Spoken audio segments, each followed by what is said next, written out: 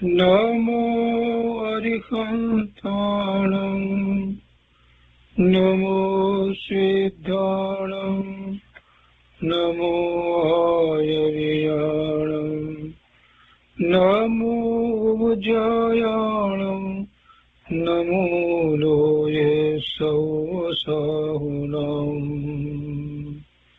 અસપંસનમોકારો સર્વપાવપનાશનો મંગલાણં ચ સૌવર્ચે પરમં મંગલમ અજ્ઞાનતિમિરંધાનાં જ્ઞાનાંજનશલાકયા ચક્ષુન્મીલિतं येन તસ્मै શ્રીગુરુવે નમઃ મુખાદિવ્યાકુક્ષિરત્નં શબ્દજિતવર્યાત્મજં શ્રીરાજચन्द्रयहुं વन्दે તત્વલોચનદાયકં પ્રભુતત્વલોચનદાયકં.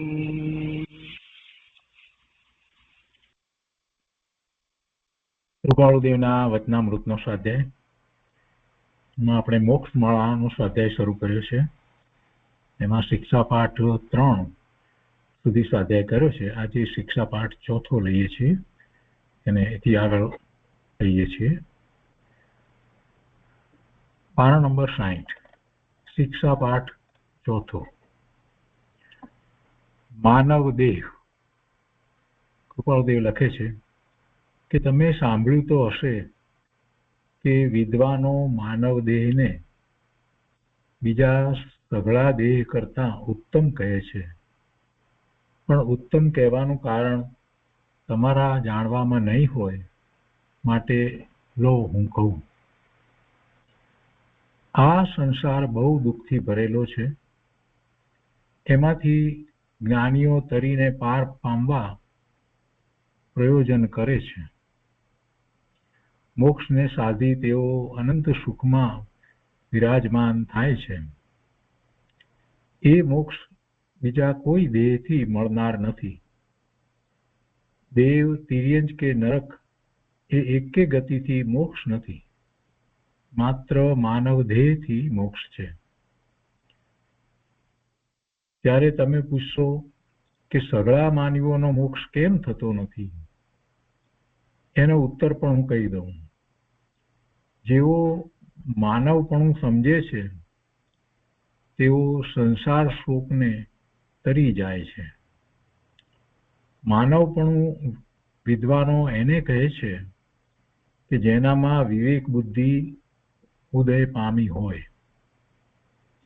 માનવપણું વિદ્વાનો એને કહે છે કે જેનામાં વિવેક બુદ્ધિ ઉદય પામી હોય. તે વડે સત્ય અસત્યનો નિર્ણય સમજીને પરમ તત્વ, ઉત્તમ આચાર અને સત્ધર્મનું સેવન કરીને તેઓ અનુપમ મોક્ષને પામે છે. મનુષ્યના શરીરના દેખાવ ઉપરથી વિદ્વાનો તેને મનુષ્ય કહેતા નથી, પરંતુ તેના વિવેકને લઈને કહે છે. 2 હાથ, 2 પગ, 2 આંખ, 2 કાન, 1 મુખ, 2 હોઠ અને 1 નાક, એ જેને હોય તેને મનુષ્ય કહેવો, એમ આપણે સમજવું નહીં. જો એમ સમજીએ તો પછી વાંદરાને પણ મનુષ્ય ગણવો જોઈએ. એણે પણ એ પ્રમાણે સઘળું પ્રાપ્ત કર્યું છે. વિશેષમાં એક પૂંછડું પણ છે. ત્યારે શું એને મહામનુષ્ય કહેવો? નહીં. માનવપણું સમજે તે જ માનવ કહેવાય. માનવપણું સમજે તે જ માનવ કહેવાય.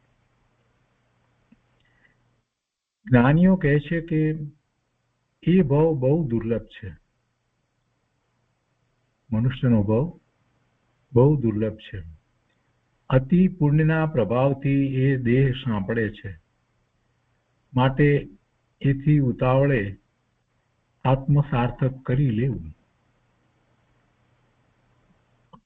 અતિ પુણ્યના પ્રભાવથી એ દેહ મળે, એટલે એ ગતિ મળી હોય તો પછી એમાં જે કરવા યોગ્ય કાર્ય છે તે કરી લેવું જોઈએ.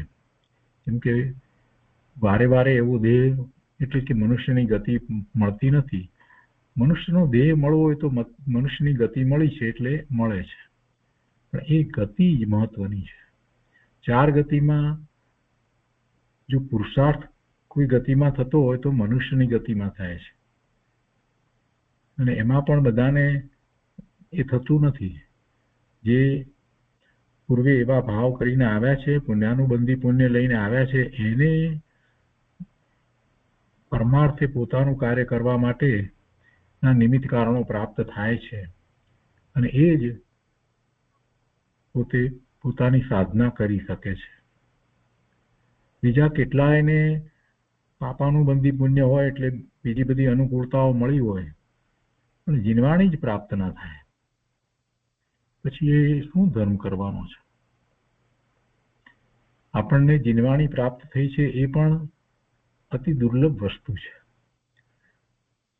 અહીંયા કૃપાળુદેવ કહે છે કે જ્ઞાનીઓ કહે છે કે એ બહુ દુર્લભ છે. અતિ પુણ્યના પ્રભાવથી એ દેહ સાંપડે છે, માટે એથી ઉતાવળે આત્મસાર્થક કરી લેવું. અયમંત કુમાર, ગજસુ કુમાર જેવા નાના બાળકો પણ માનવપણાને સમજવાથી મોક્ષને પામ્યા. મનુષ્યમાં જે શક્તિ વધારે છે તે શક્તિ વડે કરીને મદોન્મત્ત હાથી જેવા પ્રાણીને પણ વશ કરી લે છે. એ જ શક્તિ વડે જો તેઓ પોતાના મનરૂપી હાથીને વશ કરી લે તો કેટલું કલ્યાણ થાય. પોતાની શક્તિનો પરમાર્થે ઉપયોગ કરવો એ કેટલાક લોકો જ કરે છે, બધા કરતા નથી. શક્તિ તો બધામાં હોય, સામર્થ્ય અનેક પ્રકારે હોય, વિચારણા અનેક પ્રકારે કરી શકતા હોય, બુદ્ધિ પણ ઘણી મળી હોય, પણ છતાંય કાંઈ બધા દિનેશ્વર કથિત મોક્ષ માર્ગમાં પ્રવર્તે છે એવું નથી. એટલે કલ્યાણ કરવું એ તો જીવનો પુરુષાર્થ છે, જીવની રુચિ છે, અને એવો પુરુષાર્થ ઉપડ્યો છે તો જ કલ્યાણ થાય. એ સિવાય કલ્યાણ કરવાનું એને સૂઝે નહીં. બહુ બુદ્ધિશાળી હોય, પ્રખર હોય, વિદ્વાન હોય, બધી રીતે યોગ્ય હોય, તે છતાંય નિવૃત્ત થઈ અને પોતે પાછા જન્મથી જૈન કુળમાં એમાં જન્મ્યા હોય તે છતાં પણ નિવૃત્ત થઈ અને પોતાના સ્વરૂપની પ્રાપ્તિ માટેનો પુરુષાર્થ નથી કરતા, બીજા બાહ્ય સેવા વગેરેના કાર્યોમાં લાગી જાય છે ને એમ માને છે કે આપણે કંઈક સારું કરી રહ્યા છીએ, પણ એ વાત ભૂલી જાય છે કે પોતાના આત્મા સિવાય બીજી કોઈ વસ્તુ ઉત્તમ નથી, અને એવા શુદ્ધ સ્વરૂપની પ્રાપ્તિ સિવાય બીજું કાંઈ કરવા જેવું નથી. બુદ્ધિ મળી છે વસ્તુ સ્વરૂપને સમજવા માટે, ભાષાનું પણ એટલું જ્ઞાન છે, સમજ શક્તિ પણ સારી છે, બધી રીતે અનુકૂળતા હોય, છતાંય ધર્મના શાસ્ત્રોનો અભ્યાસ ન કરતા હોય એવા ઘણા જે વ્યવસાયમાંથી નિવૃત્ત થયા હોય અને જૈન હોય એવા ઘણા લોકો મળે. આ વાત ન ગમે, આ વાતમાં એટલો રસ ન પડે. એમ નથી કે એમને સમજ નથી, એ સમજી નથી શકતા, એવી તો કોઈ વાત નથી, પણ કોણ જાણે કેમ આ વાતમાં રસ ન પડતો એવા ઘણા આપણને મળે છે. કૃપાળુદેવ આ વસ્તુ દુર્લભ મળી છે અને સામાન્યપણે સમજાવે છે કે એનો પરમાર્થે ઉપયોગ કરી લેવો જોઈએ. જે શક્તિ મળી છે એ શક્તિ કાંઈ ઓછી નથી. જે શક્તિ વડે ખરેખર એ પોતે હાથી જેવા મદોન્મત્ત પ્રાણીને પણ વશ કરી લે છે, તો એ જ શક્તિ વડે જો એ પોતે પોતાના મનરૂપી હાથીને વશ કરી લે, એટલે કે વિકલ્પોમાં જતું મન એને વશ કરી લે તો ઘણું કલ્યાણ થાય. આગળ લખે છે, કોઈ પણ અન્ય દેહમાં પૂર્ણ સદવિવેકનો ઉદય થતો નથી અને મોક્ષના રાજમાર્ગમાં પ્રવેશ થઈ શકતો નથી. તેથી આપણને મળેલો એ બહુ દુર્લભ માનવ દેહ સફળ કરી લેવો અવશ્યનો છે. કેટલાક મૂર્ખો દુરાચારમાં, અજ્ઞાનમાં, વિષયમાં અને અનેક પ્રકારના મદમાં મળેલો માનવ દેહ વૃથા ગુમાવે છે. અમૂલ્ય કૌસ્તુભ હારી બેસે છે. પોતાની જે શક્તિ જે છે, પોતાની કુશળતા છે, એ બધું એ ખોઈ બેસે છે. એ નામના માનવ ગણાય, બાકી તો વાનર રૂપ જ છે. જે દુરાચારમાં, અજ્ઞાનમાં, વિષયમાં અને અનેક પ્રકારના મદમાં મળેલો આ અમૂલ્ય એવો માનવ દેહ વૃથા ગુમાવે છે. એ અમૂલ્ય કૌસ્તુભ હારી બેસે છે. એ કેવા માત્ર માનવ છે, બાકી તો વાનર રૂપ જ છે. મોતની પણ નિશ્ચય આપણે જાણી શકતા નથી. માટે જેમ બને તેમ ધર્મમાં ત્વરાથી સાવધાન થવું. બહુ ટૂંકમાં સરળ શબ્દની અંદર વાત કરી છે, પણ એની ઉપર મહાપુરુષો, વિદ્વાનો ઘણી વાત કરતા હોય છે. આયુષ કેટલું છે કોઈને ખબર નથી. એમ માનતા હોય કેટલાક કે પછીથી કરીશું, હમણાં તો આ બીજું બધું કામ કરી લઈએ, કમાઈ લઈએ, આમ કરીએ, તેમ કરીએ. પણ કોને ખબર છે કે કેટલું આયુષ્ય છે? મોતની પળ છે તો નિશ્ચિત, પણ આપણે જાણતા નથી, આપણે જાણી શકતા નથી. માટે જેમ બને તેમ ધર્મમાં ત્વરાથી સાવધાન થવું. કૃપાળુદેવે તો એક જગ્યાએ એમ પણ લખ્યું છે કે જિંદગી ટૂંકી છે અને જંજાળ ઝાઝી છે, તો જંજાળ ઓછી કર તો જિંદગી સુખરૂપે લાંબી લાગશે. એટલે બીજી બધી જંજાળને છોડી અને સ્વરૂપની પ્રાપ્તિ માટેનો પુરુષાર્થ કરવો જોઈએ. તો એ શિક્ષાપાઠ ચોથો પૂરો થયો. એ પછી શિક્ષાપાઠ પાંચમો, અનાથી મુનિ ભાગ 1, એ પછી છઠ્ઠો છે તે અનાથી મુનિ ભાગ 2, અને પછી સાતમો છે તે અનાથી મુનિ ભાગ 3. એ ત્રણેય આજે એક સાથે આપણે વાંચનમાં લઈએ છીએ. આપણે પહેલા આ વાત વાંચેલી છે એટલે ખ્યાલ છે. તો શિક્ષાપાઠ 5, અનાથી મુનિ ભાગ 1. અનેક પ્રકારની રિદ્ધિવાળો મગધ દેશનો શ્રેણિક નામે રાજા અશ્વપીડાને માટે મંડી કુક્ષ એ નામના વનમાં નીકળી પડ્યો. વનની વિચિત્રતા મનોહારિણી હતી. નાના પ્રકારના વૃક્ષો ત્યાં આવી રહ્યા હતા. નાના પ્રકારની કોમળ વેલીઓ ઘટાટોપ થઈ રહી હતી. નાના પ્રકારના પક્ષીઓ આનંદથી તેનું સેવન કરતા હતા. નાના પ્રકારના પક્ષીઓના મધુરા ગાયન ત્યાં સંભળાતા હતા. નાના પ્રકારના ફૂલથી તે વન છવાઈ રહ્યું હતું. નાના પ્રકારના જલના ઝરણ ત્યાં વહેતા હતા. ટૂંકામાં એ વન નંદનવન જેવું લાગતું હતું. તે વનમાં એક ઝાડ તળે મહાસમાધિવંત પણ સુકુમાર અને સુખોચિત મુનિને તે શ્રેણીકે બેઠેલો દીઠો. એનું રૂપ જોઈને તે રાજા અત્યંત આનંદ પામ્યો. ઉપમા રહિત રૂપથી વિસ્મિત થઈને મનમાં તેની પ્રશંસા કરવા લાગ્યો. આ મુનિનો કેવો અદ્ભુત વર્ણ છે, એનું કેવું મનોહર રૂપ છે, એની કેવી અદ્ભુત સૌમ્યતા છે, આ કેવી વિસ્મયકારક ક્ષમાનો ધરનાર છે. આના અંગથી વૈરાગ્યનો કેવો ઉત્તમ પ્રકાશ છે, આની કેવી નિર્લોભતા જણાય છે, આ સંયતિ કેવું નિર્ભય નમ્રપણું ધરાવે છે, એ ભોગથી કેવો વિરક્ત છે.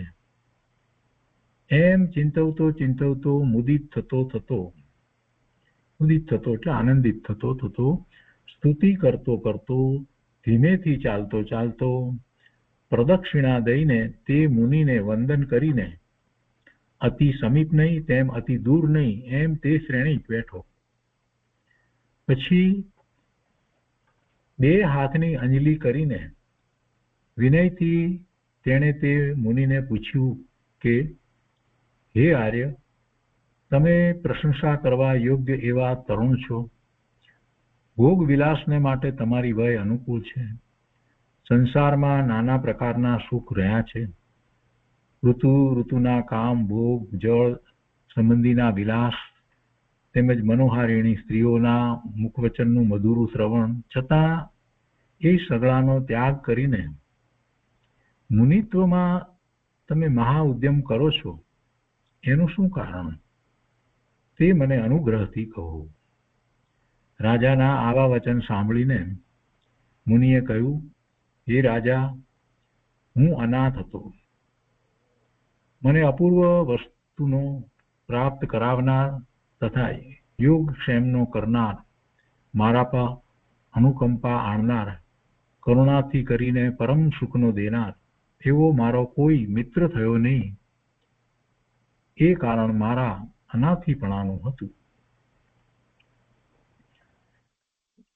એ પહેલો ભાગ પૂરો થયો. હવે આગળ બીજો ભાગ એમાં કહે છે, શિક્ષાપાઠ 6 ની અંદર અનાથી મુનિ ભાગ 2 એમાં કહે છે કે શ્રેણિક મુનિના ભાષણથી સ્મિત હસીને બોલ્યો, તમારે મહારિદ્ધિવંતને નાથ કેમ ન હોય? જો કોઈ નાથ નથી તો હું થઉં છું. હે ભય ત્રાણ, તમે ભોગ ભોગવો. હે સંયતિ, મિત્ર જ્ઞાતિએ કરીને દુર્લભ છે એવો તમારો મનુષ્ય ભાવ સુલભ કરો. અનાથીએ કહ્યું, અરે શ્રેણિક રાજા, પણ તું પોતે અનાથ છો તો મારો નાથ શું થઈશ? તું પોતે અનાથ છો તો મારો નાથ શું થઈશ? કેવી રીતે થઈશ? નિર્ધન તે ધનાઢ્ય ક્યાંથી બનાવે? અબુધ તે બુદ્ધિદાન ક્યાંથી આપે? અજ્ઞ તે વિદ્વતા ક્યાંથી દે? અજ્ઞાની એ વિદ્વતા ક્યાંથી દે? વંધ્યા તે સંતાન ક્યાંથી આપે? જ્યારે તું પોતે અનાથ છે ત્યારે મારો નાથ ક્યાંથી થઈશ? મુનિના વચનથી રાજા અતિ આકુળ અને અતિ વિસ્મિત થયો. કોઈ કાળે જે વચનનું શ્રવણ થયું નથી તે વચનનું યતિમુખથી શ્રવણ થયું, એથી તે શંકિત થયો અને બોલ્યો, હું અનેક પ્રકારના અશ્વોનો ભોગી છું, અનેક પ્રકારના મદોન્મત્ત હાથીઓનો ધણી છું, અનેક પ્રકારની સેના મને આધીન છે. નગર, ગ્રામ, અંતઃપુર અને ચતુષ્પાદની મારે કંઈ ન્યૂનતા નથી. મનુષ્ય સંબંધી સઘળા પ્રકારના ભોગ હું પામ્યો છું. અનુચરો મારી આજ્ઞાને રૂઢી રીતે આરાધે છે. 5 પ્રકારની સંપત્તિ મારે ઘેર છે. અનેક મનવાંછિત વસ્તુઓ મારી સમીપે રહે છે. આવો હું મહાન છતાં અનાથ કેમ હોઉં? રખે, હે ભગવાન, તમે મૃષા બોલતા હો. મુનિએ કહ્યું, રાજા, મારું કહેવું તું ન્યાયપૂર્વક સમજ્યો નથી. હવે હું જેમ અનાથ થયો અને જેમ મેં સંસાર ત્યાગ્યો તેમ તને કહું છું. તે એકાગ્ર અને સાવધાન ચિત્તથી સાંભળ. સાંભળીને પછી તારી શંકાનો સત્યાસત્ય નિર્ણય કરજે. કૌસંબી નામે અતિ જીર્ણ અને વિવિધ પ્રકારની ભવ્યતાથી ભરેલી એક સુંદર નગરી છે. ત્યાં રિદ્ધિથી પરિપૂર્ણ ધન સંચય નામનો મારો પિતા રહેતો હતો. આનાથી મુનિ પોતાની વાત કરે છે.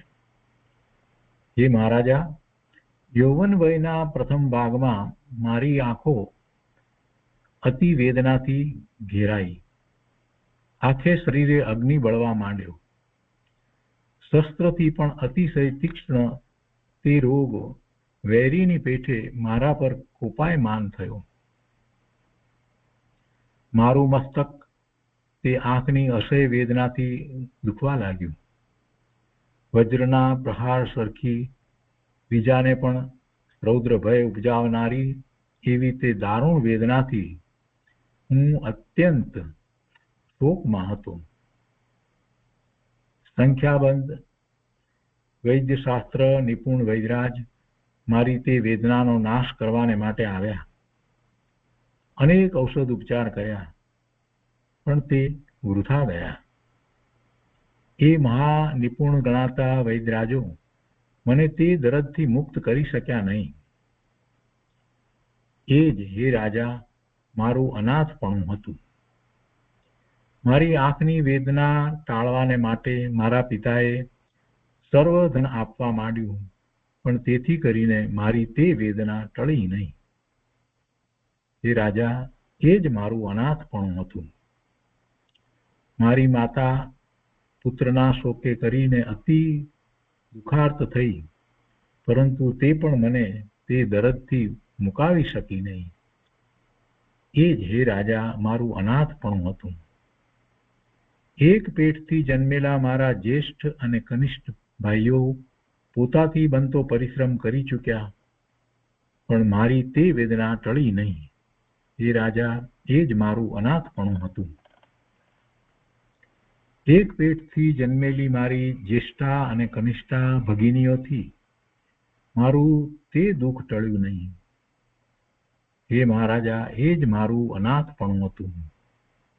મારી સ્ત્રી જે પતિવ્રતા મારા પર અનુરક્ત અને પ્રેમવંતી હતી, તે આંસુ ભરી મારું હૈયું પલાળતી હતી.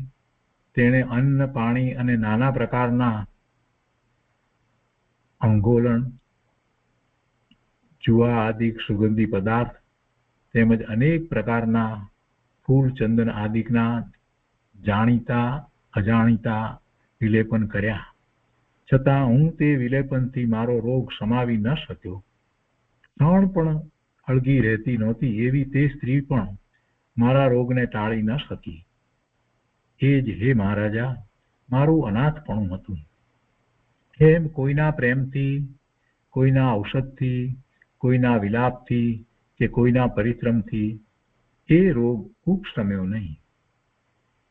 એ વેળા પુનઃ પુનઃ મેં અસહ્ય વેદના ભોગવી. પછી હું પ્રપંચી સંસારથી ખેદ પામ્યો. એકવાર જો આ મહા વિડંબનામય વેદનાથી મુક્ત થવું, તો ખંતી દંતી અને નિરારંભી પ્રવજ્યાને ધારણ કરું. એમ ચિંતવીને શયન કરી ગયો. જ્યારે રાત્રિ અતિક્રમી ગઈ, ત્યારે હે મહારાજા મારી તે વેદના ક્ષય થઈ ગઈ અને હું નિરોગી થયો. માત તાત સ્વજન બંધવ આદિકને પૂછીને પ્રભાતે મેં મહાસમાવંત ઇન્દ્રિયને નિગ્રહ કરવા વાળું આરંભ ઉપાધિથી રહિત એવું અણગારત્વ ધારણ કર્યું. એટલે મુનિ દીક્ષા અંગીકાર કરી. એ પછીથી શિક્ષાપાઠ 7મો અનાથી મુનિ ભાગ 3. આગળ કહે છે કે હે શ્રેણિક રાજા, ત્યાર પછી હું આત્મા પરમાત્માનો નાથ થયો. હવે હું સર્વ પ્રકારના જીવનો નાથ છું. તું જે શંકા પામ્યો હતો તે હવે ટળી ગઈ હશે. એમ આખું જગત ચક્રવર્તી પર્યંત અશરણ મને આખું જગત ચક્રવર્તી પર્યંત અશરણ અને અનાથ છે. જ્યાં ઉપાધિ છે ત્યાં અનાથતા છે. માટે હું કહું છું તે કથન તું મનન કરી જજે. નિશ્ચય માનજે કે આપણો આત્મા જ દુઃખની ભરેલી વૈતરણીનો કરનાર છે. આપણો આત્મા જ ક્રૂર સાલમલી વૃક્ષના દુઃખનો ઉપજાવનાર છે. આપણો આત્મા જ વાંછિત વસ્તુરૂપી દૂધની દેવાવાળી કામધેનુ ગાયના સુખનો ઉપજાવનાર છે. આપણો આત્મા જ નંદનવનની પેઠે આનંદકારી છે. આપણો આત્મા જ કર્મનો કરનાર છે. આપણો આત્મા જ તે કર્મનો ટાળનાર છે. આપણો આત્મા જ દુઃખ ઉપાર્જન કરનાર છે. આપણો આત્મા જ સુખ ઉપાર્જન કરનાર છે. આપણો આત્મા જ મિત્ર અને આપણો આત્મા જ વૈરી છે. આપણો આત્મા જ કનિષ્ઠ આચારે સ્થિત અને આપણો આત્મા જ નિર્મળ આચારે સ્થિત રહે છે. એમ આત્મ પ્રકાશક બોધ ત્રેણીકને તે અનાથી મુનિએ આપ્યો. ત્રેણીક રાજા બહુ સંતોષ પામ્યો. 2 હાથની અંજલિ કરીને તે એમ બોલ્યો કે હે ભગવાન, તમે મને ભલી રીતે ઉપદેશ્યો. તમે જેમ હતું તેમ અનાથપણું કહી બતાવ્યું. મહર્ષિ, તમે સનાથ, તમે સબંધવ અને તમે સધર્મ છો. તમે સર્વ અનાથના નાથ છો. હે પવિત્ર સંયતિ, હું તમને ક્ષમાવું છું. તમારી જ્ઞાની શિક્ષાથી લાભ પામ્યો છું. ધર્મ ધ્યાનમાં વિઘ્ન કરવા વાળું ભોગ ભોગ્યા સંબંધીનું મેં તમને, હે મહાભાગ્યવંત, જે આમંત્રણ દીધું તે સંબંધીનો મારો અપરાધ મસ્તક નમાવીને ક્ષમાવું છું. એવા પ્રકારથી સ્તુતિ ઉચ્ચારીને રાજપુરુષ કેસરી શ્રેણીક વિનયથી પ્રદક્ષિણા કરી સ્વસ્થાનકે ગયો.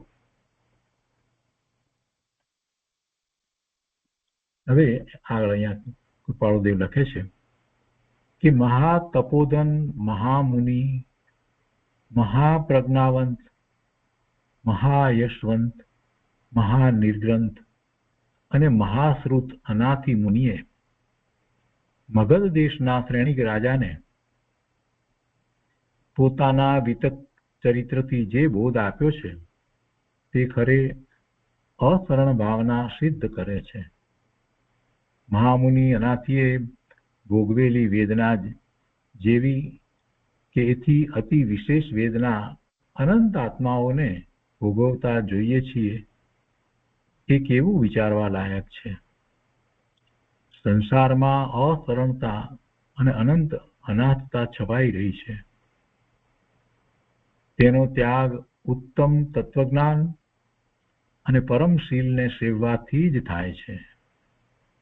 ઉત્તમ તત્વજ્ઞાન અને પરમશીલને સેવવાથી જ સંસારની અસરણતાનો ત્યાગ થાય છે, અનાથતાનો ત્યાગ થાય છે. એ જ મુક્તિના કારણ રૂપ છે. જેમ સંસારમાં રહ્યા અનાથ હતા તેમ પ્રત્યેક આત્મા તત્વજ્ઞાનની પ્રાપ્તિ વિના સદૈવ હંમેશ અનાથ જ છે. પ્રત્યેક આત્મા તત્વજ્ઞાનની પ્રાપ્તિ વિના હંમેશ અનાથ જ છે. સનાથ થવા સતદેવ, સત્ધર્મ અને સદગુરુને જાણવા અવશ્યના છે. સાચા દેવ ગુરુ શાસ્ત્રને જાણવા એ સૌથી આવશ્યક વસ્તુ છે. તો એ રીતે આ 5મો, 6ઠ્ઠો અને 7મો શિક્ષાપાઠ પૂરા થયા. આપણે અકરણ ભાવનામાં એ પેલા વાંચનમાં લીધેલું છે એટલે આપણે બીજો કોઈ એનો વિસ્તાર નથી લેતા. હવે શિક્ષાપાઠ 8 છે સતદેવ તત્વ. કેમ કે અહીંયા જે કહ્યું ને કે સતદેવ, સતધર્મ અને સદગુરુને જાણવા અવશ્યના છે, એમ જે કહ્યું તો એમાં સતદેવ ની વાત કરે છે. એટલે સતદેવ તત્વ, પ્રત્યેક આત્મા તત્વજ્ઞાનની પ્રાપ્તિ વિના સદૈવ અનાથ જ છે. એટલે તત્વજ્ઞાનની પ્રાપ્તિ કરવી અને પછી એમાં કે છે કે સનાથ થવા સતદેવ, સતધર્મ અને સદગુરુને જાણવા અવશ્યના છે. એ જે વાત કરી તો એના અનુસંધાનમાં જ આ શિક્ષા પાઠ 8મો લખ્યો છે. તો એમાં સતદેવ તત્વ એમ લીધું છે. આપણે 9 તત્વની વાત કરીએ છીએ એમ નહીં, પણ આ સાચા દેવ ગુરુ અને ધર્મ અથવા તો સાચા દેવ ગુરુ અને શાસ્ત્ર એ જ જીવને સાચો ધર્મ પામવામાં નિમિત્ત કારણ થાય છે. એના વિના તો કોઈ વાત હોતી નથી. એ દ્વારા જ આપણે ઓમકાર ધ્વનિ દ્વારા જ, જીનવાણી દ્વારા જ ધર્મ પામીએ છીએ. અને એના વિના તો કોઈ પુરુષાર્થ થઈ શકતો નથી. એ સૌથી મહત્વનું છે. એટલે અહીંયા એ પહેલા એ સતદેવ તત્વ તરીકે વાત કરે છે કે સાચા દેવ કોને કહેવાય. તો પાઠમાં કહે છે કે 3 તત્વ આપણે અવશ્ય જાણવા જોઈએ. જ્યાં સુધી તે તત્વ સંબંધી અજ્ઞાનતા હોય છે ત્યાં સુધી આત્મહિત નથી. એ 3 તત્વ તે સતદેવ, સતધર્મ, સદગુરુ છે. આ પાઠમાં સતદેવ સ્વરૂપ વિશે કંઈક કહું છું. આ 3ને જાણવા જોઈએ, સતદેવ, સતધર્મ, સદગુરુ. તો અહીંયા પહેલા સતદેવની વાત લીધી છે. સતદેવનું સ્વરૂપ. સતદેવ કોને કહેવાય, એટલે કે સાચા દેવ કોને કહેવાય. કૃપાળુદેવ લખે છે કે જેઓને કૈવલ્ય જ્ઞાન અને કૈવલ્ય દર્શન પ્રાપ્ત થાય છે, કર્મના સમુદાય મહા ઉગ્ર તપો ધ્યાન વડે વિશોધન કરીને જેઓ માળી નાખે છે, જેઓએ ચંદ્ર અને શંખથી ઉજ્જવળ એવું શુક્લ ધ્યાન પ્રાપ્ત કર્યું છે, ચક્રવર્તી રાજાધિરાજ કે રાજપુત્ર છતાં જેઓ સંસારને એકાંત અનંત શોકનું કારણ માનીને તેનો ત્યાગ કરે છે, કેવળ દયા, શાંતિ, ક્ષમા, નિરાજિત્વ અને આત્મ સમૃદ્ધિથી ત્રિવિધ તાપનો લય કરે છે. આત્મ સમૃદ્ધિથી ત્રિવિધ તાપનો લય કરે છે. સંસારમાં મુખ્યતા ભોગવતા જ્ઞાનાવરણીય, દર્શનાવરણીય, મોહનીય અને અંતરાય એ 4 કર્મ ભસ્મીભૂત કરીને જેવો સ્વ સ્વરૂપથી વિહાર કરે છે, સર્વ કર્મના મૂળને જેઓ બાળી નાખે છે, કેવળ મોહિની જનિત કર્મનો ત્યાગ કરી નિંદ્રા જેવી તીવ્ર વસ્તુ એકાંત ટાળી જેઓ પાતળા પડેલા કર્મ રહ્યા સુધી ઉત્તમ શીલનું સેવન કરે છે. આ સતદેવ છે. 13મા ગુંથાણની આખી વાત અહીંયા તો લઈ લીધી. 4 ઘાતી કર્મોનો ક્ષય કર્યો કે છે. 4 કર્મ ભસ્મીભૂત કરી અને જેઓ સ્વ સ્વરૂપથી વિહાર કરે છે, સ્વ સ્વરૂપથી વિહાર કરે છે. જો શરીરથી વિહાર કરે છે એમ વાત નથી લીધી, સ્વ સ્વરૂપથી વિહાર કરે છે. સર્વ કર્મના મૂળને જેઓ બાળી નાખે છે, કેવળ મોહિની જનિત કર્મનો ત્યાગ કરી નિંદ્રા જેવી તીવ્ર વસ્તુ એકાંત ટાળી જેઓ પાતળા પડેલા કર્મ રહ્યા સુધી ઉત્તમ શીલનું સેવન કરે છે. એટલે માત્ર અઘાતી કર્મ એ પણ કેવા પાતળા પડેલા રહ્યા છે, અને એમાં આયુષ્ય ત્યાં સુધી ઉત્તમ શીલનું સેવન કરે છે. વિતરાગતાથી કર્મ ગ્રીષ્મથી અકળાતા પામર પ્રાણીઓને પરમ શાંતિ મળવા જેવો શુદ્ધ બોધ બીજનો મેઘ ધારાવાણીથી ઉપદેશ કરે છે. ગ્રીષ્મથી અકળાતા હોઈએ ત્યારે મેઘરાજા આવે, વરસાદ પડે તો બધાને શાંતિ થાય. એ ઉપમા આપીને લખે છે કે વિરાગતાથી એટલે વિરાગતા છે તો પોતે વિતરાગ છે તો એવી વિરાગતા છે. વિરાગતાથી કર્મ ગ્રીષ્મથી અકળાતા પામર પ્રાણીઓને પરમ શાંતિ મળવા જેવો શુદ્ધ બોધ બીજનો મેઘ ધારાવાણીથી ઉપદેશ કરે છે. પૂર્ણ વિતરાગતા પ્રગટ કરી છે ને, એટલે એમનો ઉપદેશ પણ એવો જ હોય. કોઈ પણ સમયે કિંચિત માત્ર પણ સંસારી વૈભવ વિલાસનો સપનાંશ પણ જેને રહ્યો નથી, કર્મદળ ક્ષય કર્યા પ્રથમ ત્રિમુખ વાણીથી જેવો છદ્મસ્તતા ગણી ઉપદેશ કરતા નથી. અત્યારે ઉપદેશ કરે છે પણ એ તો ઓમકાર ધ્વનિ દ્વારા ઉપદેશ કરી રહ્યા છે. તીર્થંકર ભગવાન કેવલી પરમાત્માની વાત છે, અરિયંત પરમાત્માની વાત છે. પણ એ પહેલા કહે છે કે જે તીર્થંકર ભગવાનની વાત લઈએ તો એ છદ્મસ્ત અવસ્થામાં મૌન હોય છે, અને કૃપાળુદેવે અહીંયા એ વાત લીધી છે કે કર્મ દળ ક્ષય કર્યા પ્રથમ એની પહેલા શ્રીમુખ વાણીથી જેવો છદ્મસ્તતા ગણી ઉપદેશ કરતા નથી. છદ્મસ્ત અવસ્થામાં ઉપદેશ નથી કરતા. 5 પ્રકારના અંતરાય હાસ્ય, રતિ, અરતિ, ભય, જુગુપ્સા, શોક, મિથ્યાત્વ, અજ્ઞાન, અપ્રત્યાખ્યાન, રાગ, દ્વેષ, નિંદ્રા અને કામ એ 18 દૂષણથી રહિત સચ્ચિદાનંદ સ્વરૂપથી વિરાજમાન અને મહા ઉદ્યુત કર્મ 12 ગુણ જેઓમાં પ્રગટે છે.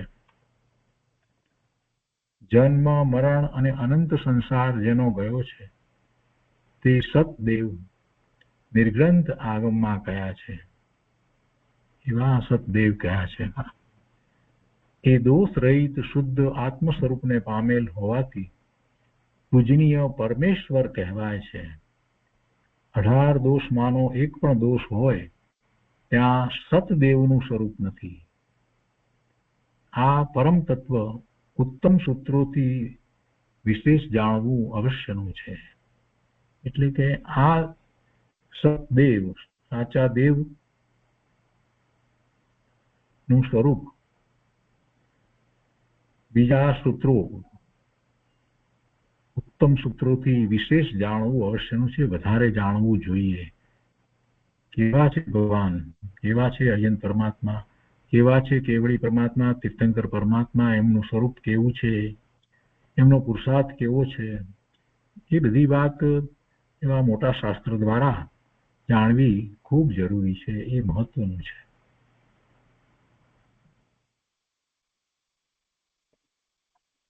એ પછીથી શિક્ષા પાઠ 9મો છે, સત ધર્મ તત્વ. સતદેવ તત્વની વાત કરી, હવે સત ધર્મ તત્વ કહે છે. આ 9 તત્વોના તત્વની વાત નથી, અહીંયા તો દેવ ગુરુ શાસ્ત્રની વાત છે, જે સાચા છે, સત્ય છે, જે આદરણીય છે, જે જીવને હિતનું કારણ છે. તો અહીંયા કહે છે કે અનાદિકાળથી કર્મજાળના બંધનથી આ આત્મા સંસારમાં રજળ્યા કરે છે. સમય માત્ર પણ તેને ખરું સુખ નથી, સમય માત્ર પણ તેને સાચું સુખ નથી. અધોગતિને એ સેવ્યા કરે છે. તો ધર્મના સ્વરૂપની વાત કરી છે. એટલે પહેલી શરૂઆત જ એ રીતે કરી કે અનાદિકાળથી કર્મજાળના બંધનથી આ આત્મા સંસારમાં રજળ્યા કરે છે. સમય માત્ર પણ તેને ખરું સુખ નથી. અધોગતિને એ સેવ્યા કરે છે અને અધોગતિમાં પડતા આત્માને ધરી રાખનાર જે વસ્તુ તેનું નામ ધર્મ કહેવાય છે. અધોગતિમાં જે પડે છે એવા પડતા આત્માને ઉપર લાવનાર, ધરી રાખનાર, સાચવી રાખનાર જે વસ્તુ તેનું નામ ધર્મ કહેવાય છે. એ ધર્મ તત્વના સર્વજ્ઞ ભગવાને ભિન્ન ભિન્ન ભેદ કયા છે. તેમાંના મુખ્ય બે છે, વ્યવહાર ધર્મ અને બીજું નિશ્ચય ધર્મ. વ્યવહાર ધર્મમાં દયા મુખ્ય છે. 4 મહાવ્રતો તે પણ દયાની રક્ષા વાસ્તે છે. 5 મહાવ્રતની અંદર જ્યારે આપણે કહીએ અહિંસા, તો અહિંસા પછીના બીજા જે 4 છે એ બધા એને માટે જ છે, અહિંસાને માટે જ છે. એની દયાની રક્ષા માટે છે.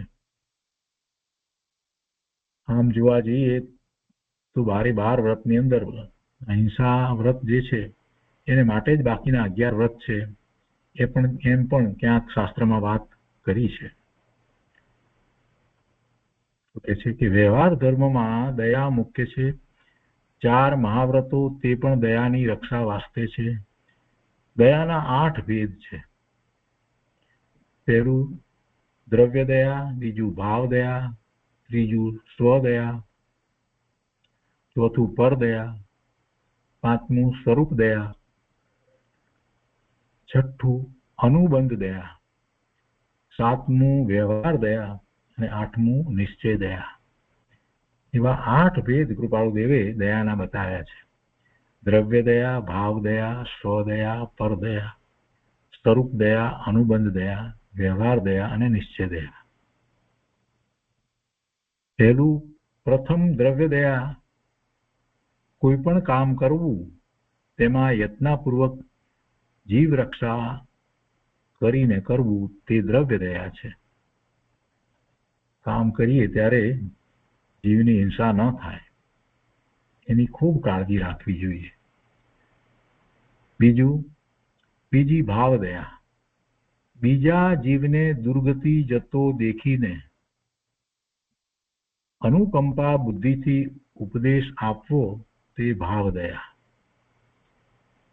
બીજા જીવને દુર્ગતિ જતો દેખીને અનુકંપા બુદ્ધિથી ઉપદેશ આપવો તે ભાવ દયા. ત્રીજી સ્વદયા, આ આત્મા અનાદિકાળથી મિથ્યાત્વથી ગ્રહાયો છે, તત્વ પામતો નથી, જીનાજ્ઞા પાળી શકતો નથી, એમ ચિંતવી ધર્મમાં પ્રવેશ કરવો તે સ્વદયા. ચોથી પરદયા, 6 કાય જીવની રક્ષા કરવી તે પરદયા. 6 કાય એટલે બધા જ આવી ગયા, બધા જ જીવોની રક્ષા કરવી તે પરદયા. પાંચમી સ્વરૂપ દયા, સૂક્ષ્મ વિવેકથી સ્વરૂપ વિચારણા કરવી તે સ્વરૂપ દયા. સૂક્ષ્મ વિવેકથી જીનેશ્વર ભગવાનની વાણીમાં જેવું સ્વરૂપ પ્રકાશ્યું છે એવા પોતાના સ્વરૂપની વિચારણા કરવી તે સ્વરૂપ દયા. કેમ કે એવી વિચારણા જ કરે નહીં તો એનો અર્થ છે કે એને દયા નથી. પોતાનું સ્વરૂપ કેવું છે અને વર્તમાન પર્યાય કેવી થઈ રહી છે એનો જેને વિચાર જ નથી થતો, એને વિવેક જ નથી કે પોતાનું સ્વરૂપ તો શુદ્ધ છે અને પર્યાય તો મલિન થઈ રહી છે, તો એમ કેમ એ સંબંધીનો કોઈ વિચાર જ ન કરે. સ્વરૂપ શુદ્ધ છે એવો વિચાર જ ઉઠતો નથી. જે પરિણામો થઈ રહ્યા છે, મલિન પરિણામો પર્યાય થઈ રહી છે, એને માટે કોઈ ક્ષોભ પણ નથી. એટલે એ સ્વરૂપની દયા તો ક્યાં પાળે છે. બીજી બધી દયા એની સમજમાં આવે, પણ આ જે મુખ્ય દયા જે છે એ તો સમજમાં આવતી જ નથી. પાંચમી સ્વરૂપ દયા, સૂક્ષ્મ વિવેકથી સ્વરૂપ વિચારણા કરવી તે સ્વરૂપ દયા. છઠ્ઠી અનુબંધ દયા, ગુરુ કે શિક્ષક શિષ્યને કડવા કથનથી ઉપદેશ આપે તે દેખાવમાં તો અયોગ્ય લાગે. શિક્ષકો એ કડક થઈ અને કંઈક શિષ્યને કહેતા હોય, અથવા ગુરુ એવી રીતે કંઈક કડવા કથનથી ઉપદેશ આપે, સાચા ગુરુ હોય એ શિષ્યને કે પણ ખરા, તો અયોગ્ય લાગે. દેખીતું એવું લાગે, દેખવામાં તો અયોગ્ય લાગે છે, પરંતુ પરિણામે કરુણાનું કારણ છે. એનું નામ અનુબંધ દયા. એ કરુણાનું કારણ છે, એ અનુબંધ દયા. સાતમી વ્યવહાર દયા, ઉપયોગપૂર્વક અને વિધિપૂર્વક જે દયા પાળવી તેનું નામ વ્યવહાર દયા. આઠમી નિશ્ચય દયા, શુદ્ધ સાધ્ય ઉપયોગમાં એકતા ભાવ અને અભેદ ઉપયોગ તે નિશ્ચય દયા. આઠમી નિશ્ચય દયામાં કહે છે કે શુદ્ધ સાધ્ય ઉપયોગમાં એકતા ભાવ અને અભેદ ઉપયોગ તે નિશ્ચય દયા. ઉપયોગ સ્વ તરફ વળે ત્યારે જે ઉપયોગ હોય છે તે શુદ્ધ ઉપયોગ છે, અને સાધ્ય ભાવ અને સાધક ભાવ સમયકાળના પરિશિષ્ટમાં અમૃતચંદ્રાચાર્ય ભગવાને ખૂબ કહ્યો છે. એ બંને ભાવ છે. સાધ્ય ભાવ તે પૂર્ણ દશાનો ભાવ છે, અને સાધક ભાવ છે તે અધૂરી દશાનો ભાવ છે, પણ બંનેમાં એનો ઉપયોગ શુદ્ધ હોય છે. તો શુદ્ધ સાધ્ય ઉપયોગમાં એકતા ભાવ અને અભેદ ઉપયોગ તે નિશ્ચય દયા. સ્વ સાથે ઉપયોગ અભેદ જ્યારે થઈ જાય છે તો એને ખરેખર નિશ્ચયથી દયા છે. એ 8 પ્રકારની દયા વડે કરીને વ્યવહાર ધર્મ ભગવાને કહ્યો છે. એમાં સર્વ જીવનું સુખ, સંતોષ, અભયદાન એ સઘળું વિચારપૂર્વક જોતા આવી જાય છે. એમાં સર્વજીવનું સુખ, સંતોષ, અભયદાન એ સઘળું વિચારપૂર્વક જોતા આવી જાય છે. બીજા નિશ્ચય ધર્મ, પોતાના સ્વરૂપની ભ્રમણા ટાળવી, આત્માને આત્મભાવે ઓળખવું. આ સંસાર તે મારો નથી, હું એથી ભિન્ન પરમ અસંગ સિદ્ધ સદસ્ય શુદ્ધ આત્મા છું, એવી આત્મ સ્વભાવ વર્તના તે નિશ્ચય ધર્મ છે. પેલા વ્યવહાર ધર્મ કયો ને, અને વ્યવહાર ધર્મમાં દયા મુખ્ય છે. અને 4 મહાવ્રતો છે એ પણ એ દયાની રક્ષા વાસ્તે છે એમ કરીને વાત કરી, અને પછી એ વ્યવહાર દયાના 8 ભેદ કયા. એ વ્યવહારની અંદર, વ્યવહાર ધર્મની અંદર એ દયાના 8 ભેદ કયા. અને પછી જે વાત હતી અહીંયા પહેલા જ શરૂઆતમાં જે કહ્યું વ્યવહાર ધર્મ અને નિશ્ચય ધર્મ, તો હવે નિશ્ચય ધર્મની વાત કરે છે.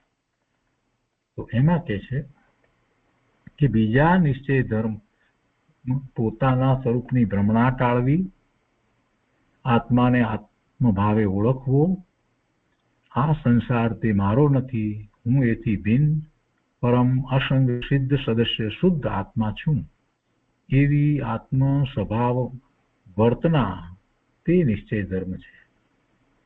એવી વર્તના કહ્યું છે એટલે ચિંતન કરી અને એવા જ પરિણામ થવા જોઈએ ત્યારે એ વર્તના કહેવાય.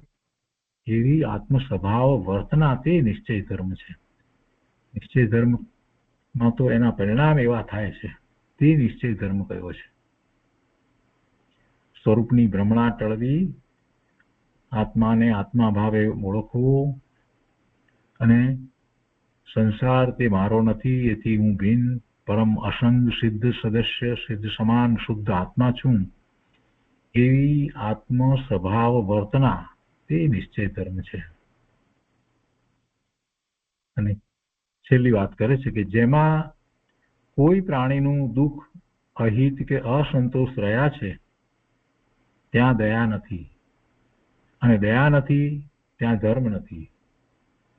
અર્હત ભગવાનના કહેલા ધર્મ તત્વથી સર્વ પ્રાણી અભય થાય છે.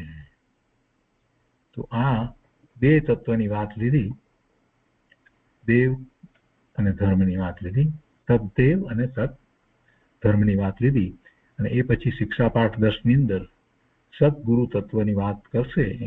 એમાં એક પહેલો ભાગ 10મું શિક્ષા પાઠ છે. તો એ આપણે આવતા સ્વાધ્યાયમાં લઈશું. આજનો સ્વાધ્યાય અહીંયા સુધી રાખીએ છીએ. શિક્ષા પાઠ 9 પૂરા થયા.